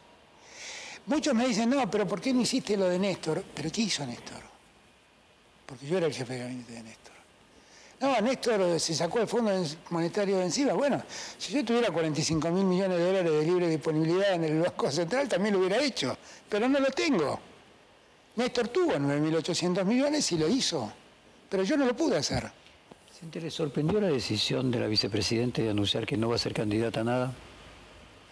Yo igual creo que todo eso es prematuro. Yo respeto mucho la decisión de Cristina. Yo creo que lo que Cristina está diciéndole a la justicia es: no voy a buscar fueros. Sepan que no tengo miedo a que alguno de ustedes intente meterme a presa. Y yo, la verdad, ese coraje y esa valentía la pongo de relieve y le doy un enorme valor. Pero Cristina es muy importante en el Frente de Todos. Yo no a ver si lo entiendo bien. Lo que usted dice es que hay que poner en duda que ella no vaya a ser candidata. No, yo no me animo a decir esa porque su palabra es su palabra y yo no pondría en duda su palabra. Lo que digo es que en el mensaje hay un mensaje subliminal que nadie analiza. Porque pareciera ser que el mensaje es: me bajo de las candidaturas. El mensaje es: voy a asumir como ciudadana simple, como soldado raso, como ciudadano raso, o como ciudadana raso en su caso, las consecuencias de los disparates jurídicos que ustedes causan. No, está claro que incluso hay un desafío, es decir, vengan a meterme presa, incluso hay ciertos analistas, de hecho, de la oposición, Jaime Durán Barba en su momento, que decía que si Cristina fuese condenada o llegase a ir presa, su valoración por parte de la asociación crecería enormemente y se le estaría haciendo un favor político. Pero independientemente de ese mensaje a la justicia, dentro del mapa político que se diga con 4 meses de anticipación a la necesidad de plantear alianzas y del calendario electoral, por lo menos si mantuvieran las PASO el calendario electoral previsto, es un cimbronazo político. En la oposición, por ejemplo, consideran que entonces Macri y los halcones tienen menos posibilidades, porque si Cristina hubiese sido candidata, buscarían un candidato que confronte. Lo que nunca haría es comparar a Macri con Cristina, porque la distancia entre ellos es abismal, ideológica y conceptualmente. Lo que digo es que Cristina ayer enfrentó un día muy duro. Todos nos sentimos tocados por lo que pasó ayer, todos nos sentimos tocados. Y yo creo que ella como ser humano se debe haber sentido muy tocada también. Y en ese marco habló como habló con mucha franqueza y habló con mucha sinceridad. Y yo, como le escribí ayer mismo, la verdad es que no puedo más que decir que lo que dijo es verdad. Se la percibe incluso muy tocada emocionalmente. A ver si puedo interpretar su palabra. ¿Usted cree que entonces el anuncio de no ser candidata puede ser resultado de eso y que después pueda rever esa decisión? No, yo creo que Cristina es una persona muy racional, con lo cual es muy posible que es una decisión que ella haya tomado. Lo que digo es que vivimos un tiempo muy vertiginoso. Hay que dejar correr el tiempo y tener en cuenta que estaba respondiendo a una condena de 6 años de prisión. Una persona que es inocente. Hay que tener en cuenta todo eso. Presidente, independientemente de la causa de vialidad, sobre los gobiernos kirchneristas, los 3, inclusive sobre el de Macri, pesan varias acusaciones de corrupción. Sobre el suyo, no. ¿Qué reflexión hace usted sobre la diferencia suya con sus predecesores? Si dice algo. No, yo no la solamente verdad, de usted me estoy refiriendo. Yo la verdad es que me he preocupado, primero, cuando alguien gobierna, delega muchas funciones en gente que no tiene el control permanente de lo que esa gente hace. Yo me he ocupado que nosotros podamos avanzar en un clima de transparencia absoluto. Y me he preocupado porque sea así. Yo también quiero aclarar que este gobierno es también el gobierno de Cristina. Y yo nunca tuve de Cristina un pedido porque yo no actúe de este modo. Al contrario. Yo lo que creo es que... No lo entendí, que nunca tuvo, cuando usted era jefe de gabinete... este gobierno, sí, donde yo soy presidente, sí, es también el gobierno de Cristina. Sí. Pero usted se refiere si este gobierno no tiene hechos de corrupción, en este gobierno también está Cristina. Y Cristina nunca obstaculizó esta decisión mía de actuar de esta manera. Nunca. Y nunca tuvo la más mínima expresión por favorecer o beneficiar a alguien. Nunca. Por eso digo, pongamos el valor de la honestidad, lo pone usted, de este gobierno, también en cabeza de Cristina. Déjeme volver sobre su respetado Néstor Kirchner, sobre Cristina Kirchner y sobre Macri, sobre el que todos pesan denuncias de corrupción y al mismo tiempo son personas que tienen, en el caso de que falleció tenía, importante patrimonio. Usted no. ¿Qué significa tener un presidente pobre? Bueno, yo no soy un presidente pobre, yo soy un presidente de la clase media. Un abogado de la clase media que trabajó muchos años en el Estado y algunos años en la profesión. Tiene la posibilidad de tener una casa linda en Callao y Alvear, como la que pude comprar yo. Tiene la posibilidad de tener una oficina linda en Callao y Posadas. Tiene la posibilidad de tener un auto. Yo la verdad creo como Pepe Mujica. Yo no hago política pensando en negocios personales, como lo hacía Macri, ni en beneficiar a mis amigos, porque mis amigos empresarios los respeto mucho, pero nunca dejé que influyeran sobre mí para beneficiarse ellos. Déjeme corregir la pregunta en términos relativos respecto de los predecesores que usted tuvo. Su patrimonio es de una persona pobre. Entonces, ¿de verdad usted piensa que nunca se cometió un hecho irregular que sea... Que yo lo haya conocido, no. Si lo hubiera conocido, lo hubiera denunciado sin ninguna duda. Y hubiera separado del cargo a quien fuera responsable. Me refiero a la época de Néstor Kirchner y Cristina Kirchner. Hoy en retrospectiva. No, yo no puedo decir que eso, porque Cristina Kirchner mismo dice que lo de José López lo dijo ella en sus alegatos. El otro secretario de Néstor Kirchner con 80 millones de dólares. Por eso, yo no puedo decir eso. Yo no puedo decir eso. Yo puedo decir que yo, mientras fui funcionario, no advertí hechos de esa naturaleza. Y lo que no puedo decir es que eso no haya ocurrido, porque cuando un señor anda a las 4 de la mañana con 9 millones de dólares en un bolso, tirándolos adentro de un convento, bueno, eso todo es difícil de explicar. Pero lo que sí puedo decir es que Cristina puede ser objeto de muchas críticas. Y yo he sido crítico de Cristina. Y yo tengo diferencias con Cristina. Pero lo que no es justo es acusarla de deshonesta. Porque ella no es deshonesta. Y esto estoy seguro de lo que estoy diciendo. Ella nunca la vi participar de prácticas de ese tipo. ¿Hay una diferencia entre ella y Néstor Kirchner? No, bueno, yo tampoco lo vi a Néstor en esas prácticas, pero ella lo que la vi es activamente en favor de las mejores prácticas. Déjeme entrar en el capítulo de Sergio Massa. Desde la asunción de Sergio Massa se expandió la idea de que la lapicera económica la maneja el ministro y que usted y la vicepresidenta acompañan y toman distancias de las decisiones. ¿Es ficción o realidad? ¿Hay una yo creo que relación del ministro Massa? Sergio llegó un momento muy difícil del gobierno, eso no cabe ninguna duda. Y la verdad que creo que está haciendo y ha hecho las cosas muy bien. Creo que está trabajando con mucha seriedad. Todas las decisiones que toma, así como vino a plantearme un día, che, ¿por qué no firmamos este acuerdo con Estados Unidos? Yo le dije, vos vas a conseguir eso. Si lo conseguís, metele. Así como es esa decisión, todas las ha consultado conmigo. Y yo la verdad estoy muy conforme con el trabajo que él ha hecho. Y le estoy muy agradecido porque se hizo cargo en un momento muy difícil. Ahora, las decisiones finalmente son mías. Son mías. El dólar soja es una decisión mía también. Él habló conmigo y me explicó el porqué. Y me sonó razonable. Tengo el mejor vínculo personal y tengo una relación muy cercana con Sergio.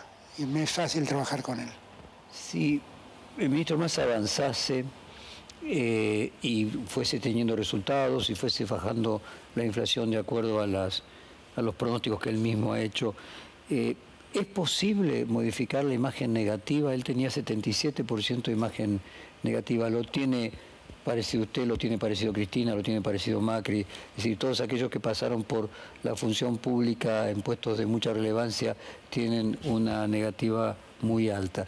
En el caso de Macri, en su momento, Durán Barba siempre cuenta que le llevó 6 años bajarle la imagen negativa para que pudiera ser competitivo en un balotaje. ¿Usted cree que en el caso de Sergio Massa también puede producir ese efecto de reducción de las negativas y que sea un candidato presidencial? Yo creo que hemos vivido un tiempo muy difícil y también las encuestas no sé exactamente la capacidad que tienen de captar la realidad, porque cuando vemos los resultados de los votos, las encuestas dicen otras cosas siempre. Acá, en Brasil, en Colombia, en Francia, siempre dicen otras cosas. En Estados Unidos, donde Trump iba a ganar por 10 puntos, que no ocurrió. ¿Qué creo de Sergio? Sergio creo que, como siempre he dicho, de su generación es el que más se preparó para conocer el Estado. Y yo creo que él siempre puede ser una persona competitiva. Y creo que también la sociedad argentina le va a valorar el compromiso que tuvo cuando se hizo cargo de la economía en un momento muy difícil. Si a Massa le fuera muy bien en su gestión, ¿le aparece usted un competidor para 2023 o potencia su propia reelección? Yo no lo sé eso, porque no es eso lo que me preocupa. Lo que menos me preocupa en este momento, créanme, es mi reelección. Mi mayor preocupación es ver la manera en que nosotros podemos terminar de reencauzar a la Argentina en un rumbo cierto. Jorge, y si el candidato fuera yo, debiera ser yo, porque soy el que en mejores condiciones competitivas estoy, seré yo, pero yo no voy a ser obstáculo para que el Frente gane. Lo que nosotros vamos a garantizar es que el Frente gane. Con lo cual, yo creo que es todo muy prematuro. Lo que sí le digo, y vale la pena hacer esta reflexión, nosotros el 10, mañana, bueno, en estos días, empezamos a cumplir el año 40 de democracia. La democracia le ha dado muchas soluciones a la gente y le ha dejado muchas carencias. Y en verdad es una buena oportunidad los 40 años de democracia para que todos, seamos capaces de construir una serie de puntos mínimos que nos permitan ver cómo va a ser la Argentina de los años que vienen. Porque la Argentina tiene una enorme oportunidad en los años que vienen. Nosotros vivimos en un país que fue pensado por la generación del 80. Fue un país que creyó en la Argentina agroexportadora. Ahora resulta que el mundo necesita litio. ¿Dónde está el litio? En el norte argentino. Y el mundo necesita cobre. ¿Dónde está el cobre? En el norte argentino. Y el mundo necesita alimentos. ¿Y dónde están los alimentos? En el centro argentino. Pero también necesita gas en la transición. ¿Y dónde está? En la Patagonia. ¿Y dónde está el hidrógeno verde? En la Patagonia. Tenemos una enorme oportunidad para fijarnos 10 políticas de estados que permitan el pleno desarrollo del norte grande, el pleno desarrollo de la Patagonia y el crecimiento del centro del país. Y hacer una Argentina más igualitaria. Que no sea más la Argentina del centro y la Argentina que tiene dos periferias. Que sea una Argentina, donde todos tienen posibilidad de desarrollarse. Eso debería ocupar nuestro tiempo en este año 40 de la democracia. Y deberíamos llegar al fin de mi mandato con un acuerdo firmado por todos, con una serie de compromisos básicos, 3, 4, 5, 10, 20, no lo sé. Pero los compromisos básicos deben respetar el Estado de Derecho, deben defender la democracia, deben defender la República y deben defender la libertad. Pero ninguno de estos atributos tiene sentido si no propendemos a la igualdad. La igualdad, la utopía de la igualdad debe ser el objetivo nuestro. Buen punto. Las elecciones del año próximo van a ser con los 40 años de la democracia. Tenemos acá a Alfonsín en la presencia fotográfica. Usted lo ha reivindicado muchas veces. ¿Cómo va a llegar usted a las elecciones del año próximo? ¿Cómo se imagina la competitividad? Yo espero que sea una competencia honesta, sincera, franca, sin golpes bajos. Que dejemos de preocuparnos a ver quién contrata la mayor cantidad de trolls y nos propongamos hacer las mejores cosas para la gente. Y yo creo que vamos a llegar con una Argentina más tranquila económicamente, manteniendo un ritmo de crecimiento en un mundo que se va a desacelerar, porque todo indica que el año que viene va a haber una fuerte desaceleración de la economía, producto de esta guerra en la que estoy obsesionado y quiero terminar. La guerra esta le costó a la Argentina este año 5.000 millones de dólares. Tenemos un capítulo internacional. Cuando yo le hice déjeme agotar el de las elecciones, cuando yo le hice el reportaje hace un año, cuando cumplía 2 años, también en diciembre, pero de 2022, usted anunció allí que se presentaría a las PASO para la reelección. Por lo que entiendo, sigue confirmando lo mismo. Yo en verdad lo que había una enorme discusión sobre si había que hacer o no PASO. Y yo lo que creo es que las PASO fue una idea, las primarias abiertas, simultáneas y obligatorias fue una gran idea de Cristina. Y que vigorizan la democracia.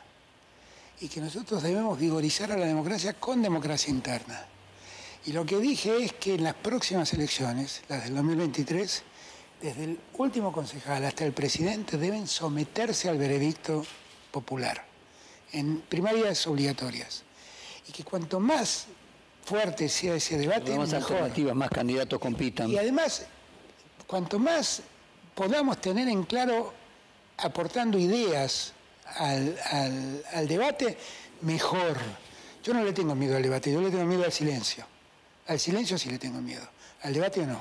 Ahora que Cristina Kirchner anunció que no será candidato a nada, independientemente de que se pudiera especular o no con que no lo fuera a hacer, pero ahora está confirmado que no lo será.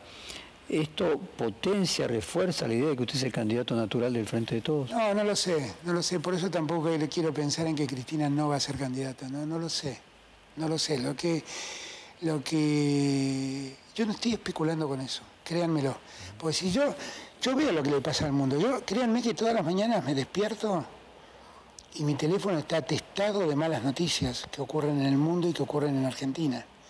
Yo lo que tengo que hacer es resolver esos problemas. Yo tengo que pensar en los argentinos. Yo he dedicado 3 años de mi vida hasta aquí a hacer mejor la vida de los argentinos en un escenario sumamente complejo. Yo no estoy pensando en las elecciones mías. Pero siguiendo por un punto en el que el calendario se nos viene encima, vienen las vacaciones, hay que empezar a cumplir el procedimiento de las PASO en el otoño. Primero, ¿usted cree que las PASO van a cumplir el calendario previsto o que se va a lograr? Las PASO son una ley y hay que respetar. Parte de la democracia es respetar las normas electorales. Me refería al plazo de interregno entre las PASO y la primera vuelta. Bueno, si el Congreso quiere cambiar esos plazos, es un problema. ¿Usted lo considera oportuno? Entre las PASO y la de 2 meses y medio, entre las PASO y la primera vuelta ya yo creo que el mayor problema está entre la elección general y la asunción del nuevo presidente. Porque ahí se genera 1 mes y medio de mucha incertidumbre, donde claramente el presidente en ejercicio queda rengo. Entonces, yo creo que, si fuera por usted, todo hacia el día de diciembre. Yo trataría de acercar todos los plazos para que entre la elección general y la toma de posesión haya el menor tiempo posible. Y presidente, en ese sentido usted decía recién que cree que es útil que haya competencia, que no solamente haya pasos, sino que las pasos no sean una formalidad para lista única, sino que haya competencia.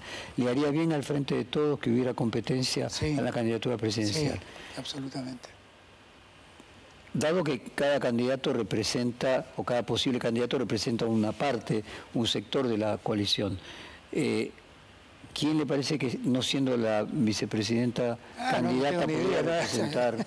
Si yo tuviera esa pregunta, yo estaría todo resuelto. ¿Parece, por ejemplo, que se ve compitiendo con Guado de Pedro, con su ministro Interior, por ejemplo? No lo sé, no lo sé. Yo no tengo ningún problema de competir con cualquiera.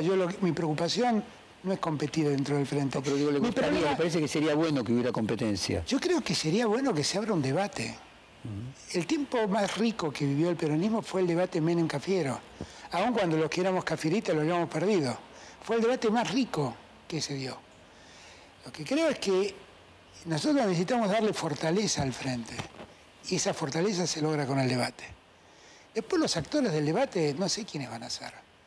Lo que sí sé es que el debate vale la pena. ¿Podríamos decir que los actores del debate serían aquellos que representen a los sectores que conforman el Frente de Todos? Que uno podría decir, supongo que sí, pero yo no sé si habrá algún gobernador que quiera ser candidato, yo no sé si habrá algún dirigente como Guado que por ahí quiera ser candidato.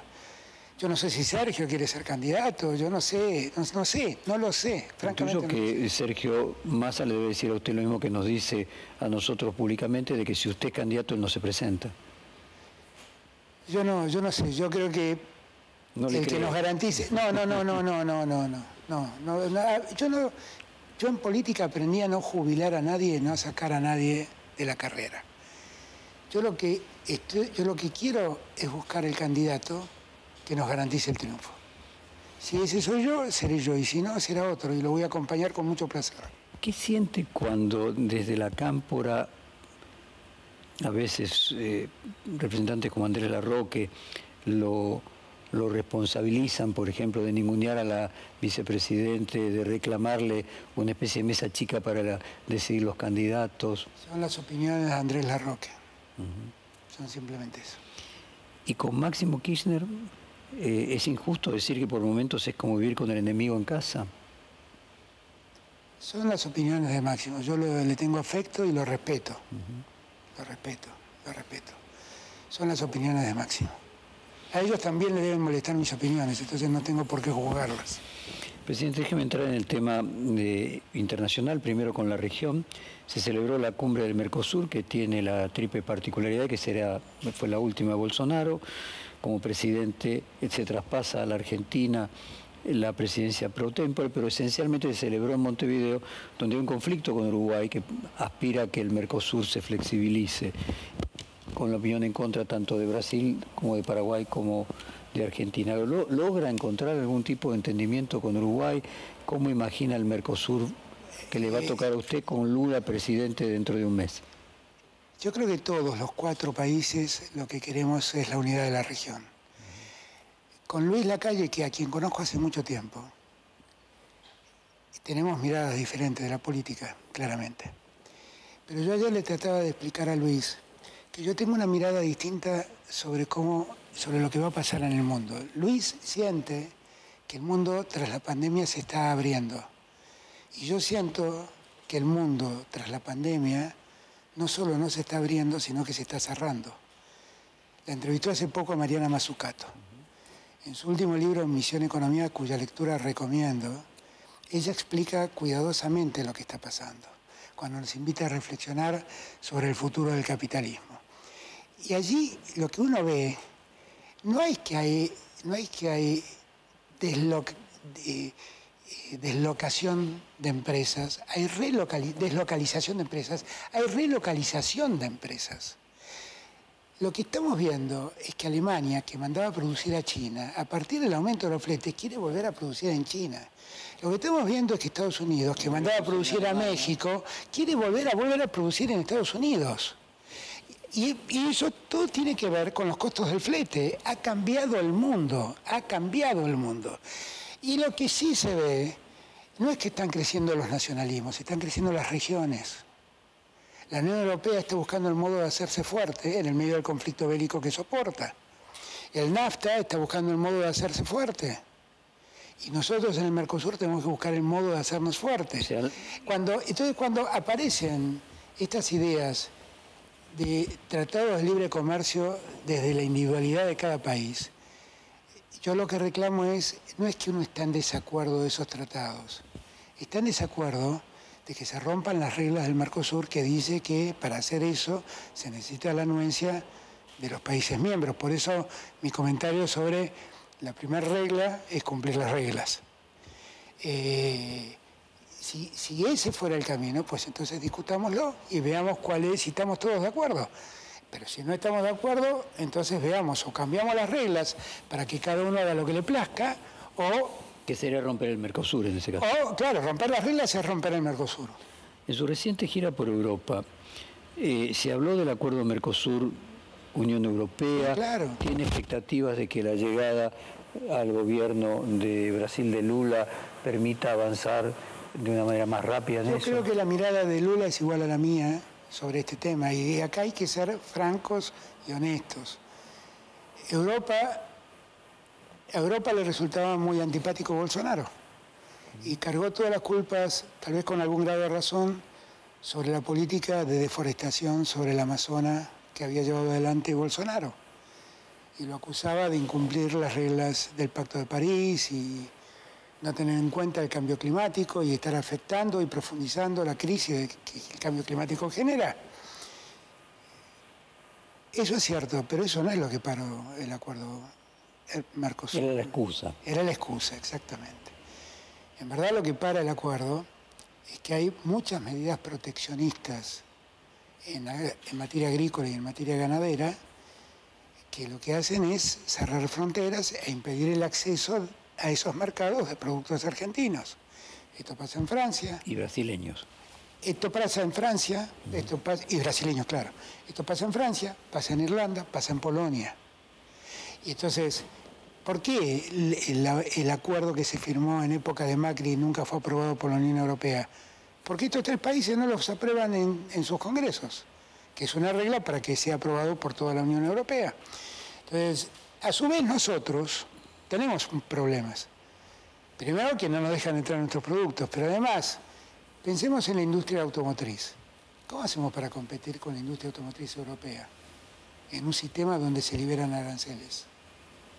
Sería el fin de nuestra actividad automotriz. Y Brasil y Argentina somos los únicos que hacen autos en toda América del Sur. ¿Por qué vamos a perder esa industria? Un acuerdo donde perdemos semejante industria es un acuerdo donde perdemos mucho. Entonces, lo que hay que hacer es volver a sentarse, porque yo creo en el acuerdo con Europa, creo firmemente. Hay que volver a sentarse, revisar asimetrías y hacer un acuerdo que nos sirva a los dos. Porque si el acuerdo solo le sirve a uno, eso no es un negocio. Y a ver, expectativas. 2023, España asumirá la presidencia pro tempore del Consejo de la Unión Europea. Usted tiene una relación con España muy estrecha, al mismo tiempo tiene una relación muy estrecha con Lula. Recientemente Josep Borrell, en su paso por Buenos Aires, dijo textualmente: tiene que ser el año de América Latina en Europa y de Europa en América Latina. ¿Usted ve la posibilidad de que se acelere un acuerdo con Europa, o la guerra con Ucrania consume toda la energía? Yo creo que para poder pensar en ese acuerdo tenemos que tener en cuenta lo que acabo de decir. Miren, hay que rediseñar las asimetrías, hay que darle solución a las asimetrías. Esto es algo que he hablado con todos, porque Merkel en su momento me lo planteó y Scholz también me lo planteó, y a los dos le dije lo mismo. Con Macron, que es con el que tengo, el líder europeo con el que más trato tengo, más asiduidad tengo en el trato, lo he hablado infinidad de veces. También con Pedro, lo he hablado muchas veces, con Pedro Sánchez. Pero esto es como el tango, se necesitan dos, hay que ponerse a revisar las cosas. Nosotros no podemos aceptar el acuerdo en la parte industrial, porque el daño que se genera sobre las industrias del Mercosur son muy grandes. Uruguay la siente menos porque está menos industrializada, y Paraguay lo siente menos porque está menos industrializada que Argentina o que Brasil. Pero nosotros, Argentina y Brasil, lo sentimos mucho. ¿Qué significa la llegada de Lula a la presidencia en Brasil para la Argentina y para toda Sudamérica? Lula es un líder regional indiscutible. A mí me afecta hablar de Lula porque lo quiero mucho. Le tengo un enorme cariño personal, pero le tengo un enorme respeto político. Ese tiempo, esa década rosa, como la llaman algunos, fue posible por Lula. Porque Lula siempre fue el líder. En Brasil, usted, sino también en toda la región. Porque Lula fue el líder de América Latina, pero nunca nos hizo notar que él era el jefe. Son dos cosas distintas. Y ese don lo sigue teniendo Lula. Y yo creo que él va a ayudarnos mucho. Yo trabajé por la democracia en toda América Latina. Me preocupé por la libertad de Lula, me preocupé por salvar la vida de Evo, me preocupo por la situación de Cristina, me preocupo por la situación de Perú, me preocupo por la situación de Venezuela. Me he preocupado siempre y he estado siempre presente en los conflictos que la democracia manifestaba en América Latina. Lula va a ayudar mucho a que todo eso sea más fácil de llevar. Ahora que ya está electo y que no hay un problema para usted manifestarse, de enemistarse con el gobierno de Brasil de otro signo, concretamente, para el Frente de Todos, el triunfo de Lula en Brasil, ¿representa algo en la elección del año próximo? Cuando Lula se puso el gorrito de Cristina Fernández 2023, que en realidad sería el Frente de Todos 2023, ¿indica algo de ayuda de Lula para que...? Claro, Lula es muy generoso conmigo y siempre recuerda el día que lo fui a visitar a la cárcel y para él ha sido un momento... Usted fue el único, de todos los presidentes, usted fue el único cuando nadie además imaginaba siquiera que podía salir en libertad y mucho menos ser presidente nuevamente. Pero fui porque antes habíamos constituido el Comité Internacional por Defensa de Lula, porque antes lo había ido a ver al Papa. Y que eso lo había hablado con el Papa. Y porque además estaba convencido de la inocencia de Lula. Como estaba convencido de que había que salvar la vida a Evo y como estoy convencido de la inocencia de Cristina. Igual, exactamente igual. Para mí, en esos puntos no tiene que haber especulaciones. Como estoy convencido que el problema de los venezolanos tienen que arreglarlo los venezolanos. A ver, póngalo en estos términos. Uno ve el crecimiento de los libertarios por un lado y el análisis de que la derecha está creciendo en todas partes del mundo. Uno mira...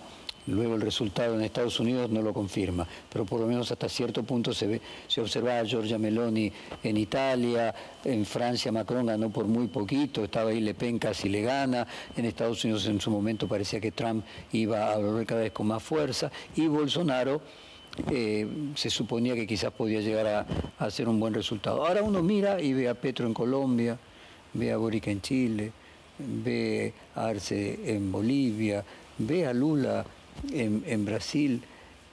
¿La región está corriéndose hacia la centroizquierda o hay un regreso del neoliberalismo a la centroderecha? No, yo lo que creo es que tanto en Chile como en Colombia, como en Brasil, como en Bolivia, y como en Argentina. En Uruguay, porque usted habrá visto que la calle Pou es muy probable que gane el Frente en las próximas elecciones. Por eso, yo lo que creo es que hay una mirada donde la sociedad pondera a un progresismo moderado, a un progresismo democrático, a un progresismo republicano, a un progresismo respetuoso de las libertades. Eso es Petro, eso es Boric, eso es Lula. ¿Y eso es usted? Eso quiero ser yo. Eso quiero ser yo. Bueno, nuevamente le voy a pedir, presidente, un poco de paciencia. Vamos a hacer otro corte comercial y continuamos la última parte del reportaje. Ya volvemos.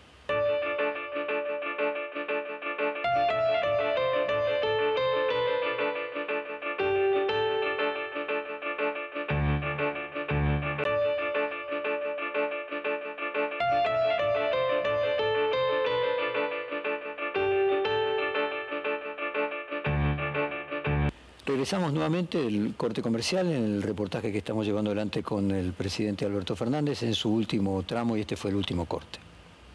Presidente, quiero volver a los reportajes anteriores y leerle algunas cosas que usted dijo y ver si sigue planteando lo mismo. Usted mencionó recién el caso del Comité por la Liberación de Lula en el que le escribió al Papa En el reportaje el primero que le hice en el 2020, usted marcaba que era un católico, no muy practicante, pero un católico, y hablaba de toda la relación que tenía con el Papa. ¿Cómo siguió su relación con el Papa? Y si ve que con un Lula presidente es más probable que el Papa vuelva a viajar a Latinoamérica y finalmente venga a la Argentina. No lo sé, no lo sé. Yo con el Papa sigo teniendo la relación de siempre. Lo que pasa es que acá en Argentina es como que existe un papómetro que trata de ver cómo es el vínculo de los dirigentes argentinos con el Papa. Y el Papa es una figura ecuménica que nos excede mucho a todos nosotros. Yo no lo llamo al Papa todos los días. Lo llamo cuando necesito hablar con él, como llamo a los jefes de Estado cuando necesito hablar con ellos. No es que estoy todo el día hablando ni con el Papa ni con nadie. El Papa es una figura inmensa. A mi juicio, el mayor líder moral que tiene el mundo. Yo no sé qué es lo que puede hacer. A mí me encantaría que el Papa venga a la Argentina. Se lo he dicho muchas veces. ¿Puede contribuir a cerrar la grieta o reducirla? No lo sé. No lo sé porque los argentinos estamos un poco locos en esas cosas, ¿no? A veces pienso que si yo lo recibiera, toda la oposición diría que el Papa es peronista. Y si hubiera un opositor, todos los nuestros dirían que el Papa nos traicionó. Y el Papa no es de nadie, es el Papa. Es el líder del catolicismo. Es eso. Una de las frases suyas en el reportaje del primer año de su mandato dijo, y que escandalizó a muchos en el peronismo, dijo: soy más hijo de la cultura hippie que de las 20 verdades peronistas. Hoy, a casi 3 años de aquello, sigue pensando igual. Absolutamente.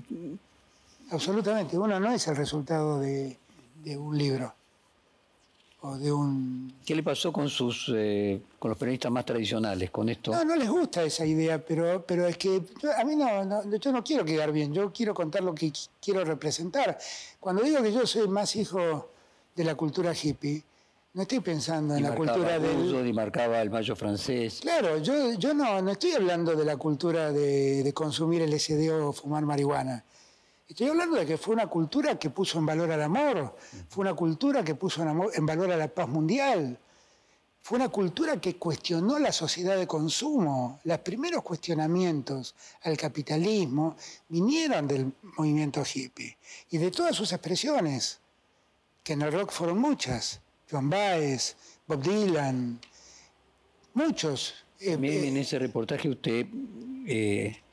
Lo que quiero significar para terminar es que todas esas ideas influyeron en mí, como influyeron las ideas del mayo francés. Claro que influyeron.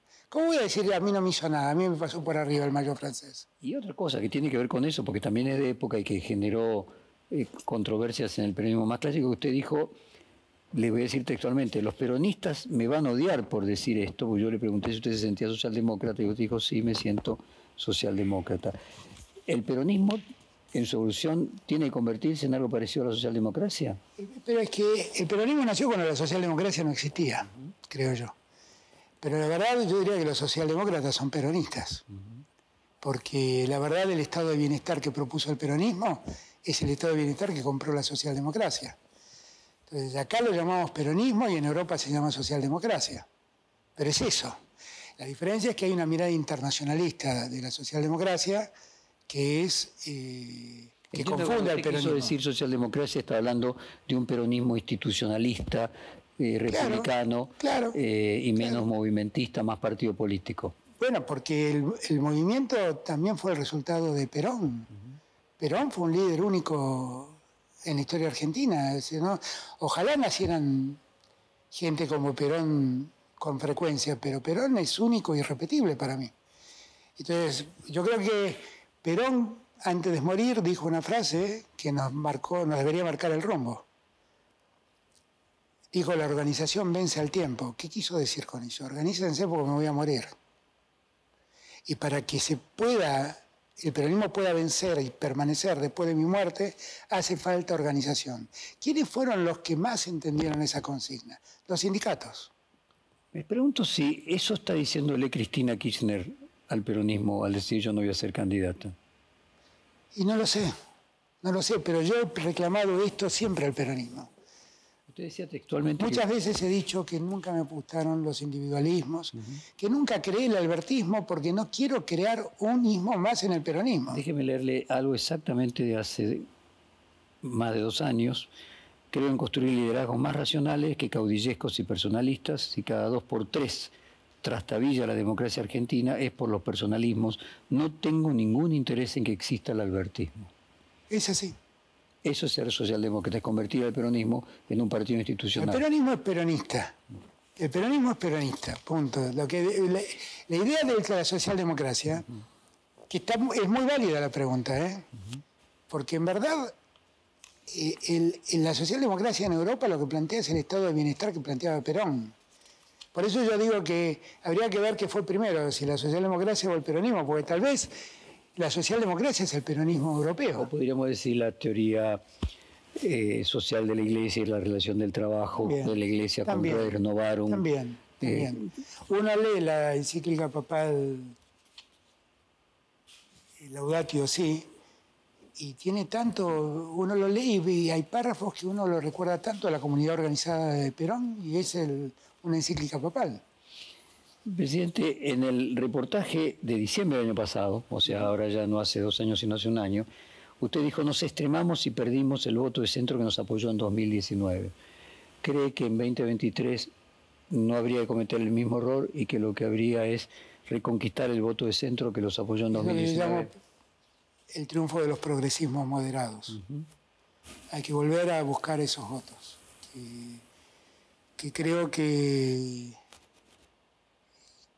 se desencantaron por cosas nuestras, y se desencantaron también porque muchos quisieron una recuperación más vertiginosa, que no pudo ser, no porque no quisimos, sino porque la pandemia y la guerra nos lo impidió. Mire, usted dijo textualmente: para mí la política es el arte de administrar la realidad. Uno puede administrarla para que todo sea igual, entonces será un conservador. Uno puede agarrar esa realidad y tirarla por la ventana, será un revolucionario. O uno puede transformar la realidad siguiendo las reglas impuestas, y entonces uno es un reformista. Yo me siento reformista.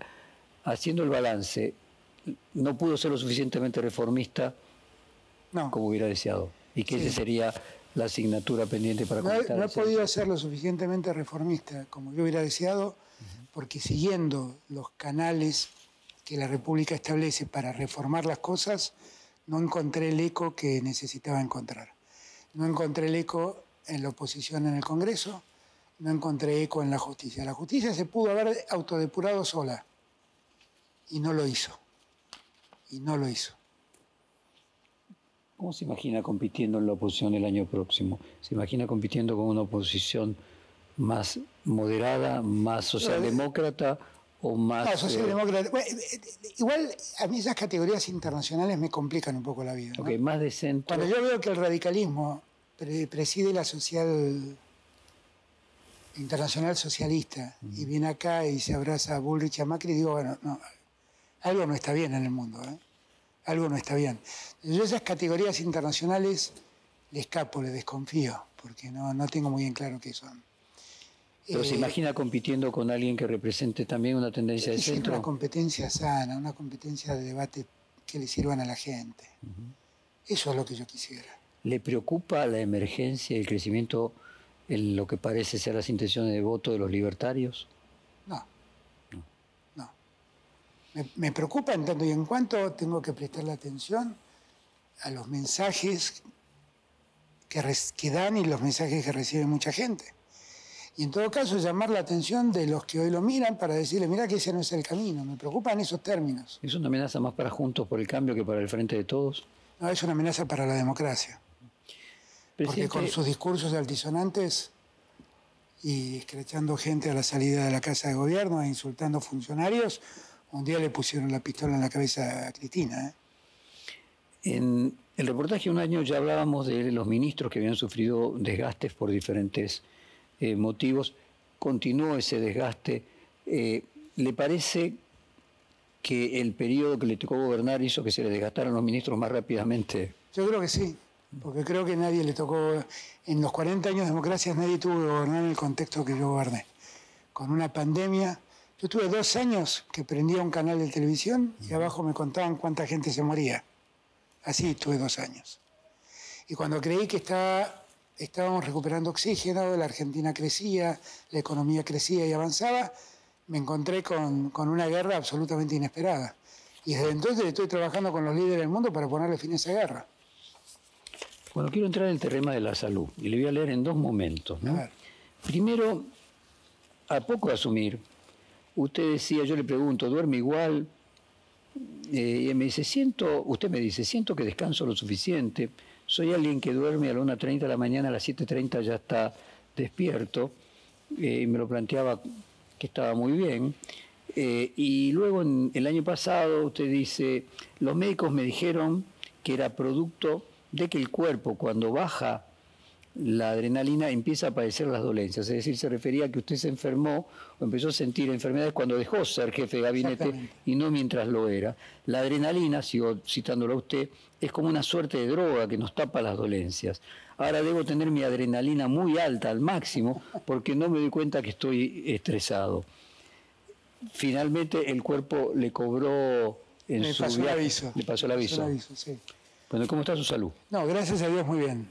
Evidentemente eso no quiero detenerme a explicar lo que pasó porque ya se escribió mucho y ya todos están más o menos al tanto. Pero lo que sí estoy tranquilo es que cuando volví, al día siguiente de llegar de Indonesia, me hice un chequeo muy amplio, donde no solamente vieron cómo estaba la situación del estómago, sino hice una revisión completa y todos los análisis dieron bien y hace una semana me dijeron los médicos, andás mejor de lo que esperábamos, porque con el sangrado había tenido una caída muy grande de glóbulos rojos.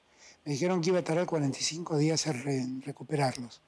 Y en 10 días recuperé los glóbulos rojos que el cuerpo necesita.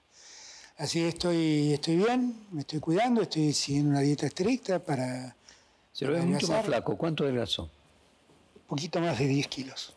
¿En cuánto tiempo? 3 meses.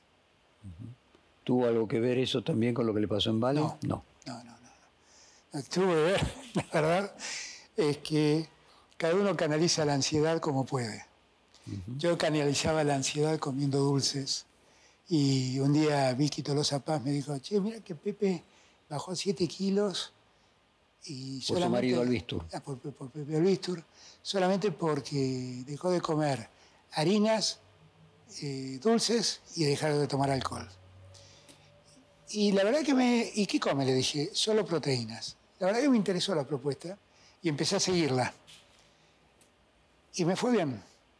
No es esa dieta pura, porque esa dieta, por ejemplo, no recomienda frutas y como alguna fruta después de almorzar. Pero lo que sí he descubierto es que si uno deja de comer hidratos de carbono y deja de comer azúcares, a mí el alcohol no me preocupa porque no tomo, pero deja de comer azúcares y deja de comer hidratos de carbono, uno está bien.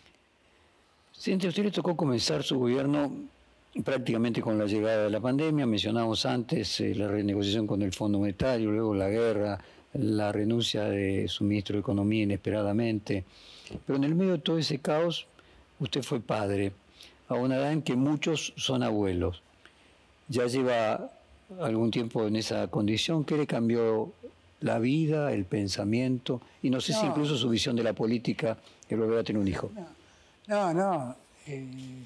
Yo tengo un amor profundo por Tani, pero he descubierto también un amor profundo por alguien que a esta edad llega a mi vida, como es Francisco. Y la verdad lo único que hace es llenarme de alegría. Fabiola me mandó días atrás, cuando di el mensaje en cadena, cómo Francisco miraba la televisión mientras yo hablaba en cadena. Y la verdad me llenó de amor. Y la verdad que muchos deben haber dicho, qué tipo tonto, porque a todo el que venía le mostraba el video. Orgulloso de Francisco. Chocho como un abuelo. Chocho como un abuelo. O como un padre a esta edad. Bien. Es verdad que tengo la edad para ser abuelo, pero soy el padre, de la misma chochera que tiene un padre con su hijo. ¿Se equivocaron quienes decían que durante el Mundial entrenamos en modo anestesia? Finalmente está pasando todo. No, yo nunca creí eso. No estoy diciendo que usted, digo. Pero... No, yo nunca creí eso. Primer punto, yo soy un fanático de la selección, pero creo que los méritos son todos del cuerpo técnico de los jugadores. La política no tiene nada que ver con eso. Cuando Argentina salió campeón de América, y muchos insistieron en que ya había llegado, estábamos en plena pandemia, y que yo fuera a recibirlos, que vinieran a verme Olivos. Yo dije que no, porque no me gusta usar al deporte ni a la cultura con fines políticos. Y que yo sabía que inexorablemente iba a tener una lectura política. Y no lo hice. Tampoco lo hago ahora con el Mundial. Presidente, llegamos al final del reportaje y siempre le pregunto lo mismo a los entrevistados. Si hay algo que no le haya preguntado, que quiera agregar antes de concluir. El futuro. Miremos más el futuro. La Argentina tiene un enorme futuro. Enorme futuro. Un futuro muy promisorio. Y es una pena que no lo estemos viendo. Porque el enfocarnos siempre en el día a día no nos deja ver que el mundo mira a América Latina y a Argentina en particular, porque están necesitando ese litio que tienen Jujuy, Salta, Catamarca, porque están necesitando ese cobre que está en la cordillera y empieza a explotarse, porque están necesitando el hidrógeno verde que se está instalando en Río Negro, porque están necesitando el gas que Vaca Muerta tiene y que ya le estamos vendiendo a Chile, que está esperando Brasil y que queremos sacar por barcos para mandar al resto del mundo, que están necesitando alimentos en un mundo donde la FAO dice que vamos a tener una hambruna de 300 millones de personas y los que podemos producir alimentos somos nosotros. Por eso le pido al Congreso siempre que saque la ley de agroindustria cuanto antes, porque lo que hoy exportamos no son alimentos, son comida para animales, son granos de maíz y granos de soja, y lo que nosotros tenemos que exportar son alimentos para seres humanos y hay que producirlos en Argentina. Sobre ese futuro tenemos que hablar y construir un futuro más igualitario, que esa sea nuestra próxima utopía. Y el próximo reportaje lo hacemos dentro de un año, cuando hacemos el balance del cuarto año. Le quedo muy agradecido por todo este tiempo para con nosotros. No, gracias, Jorge, por tu tiempo. Muchas gracias.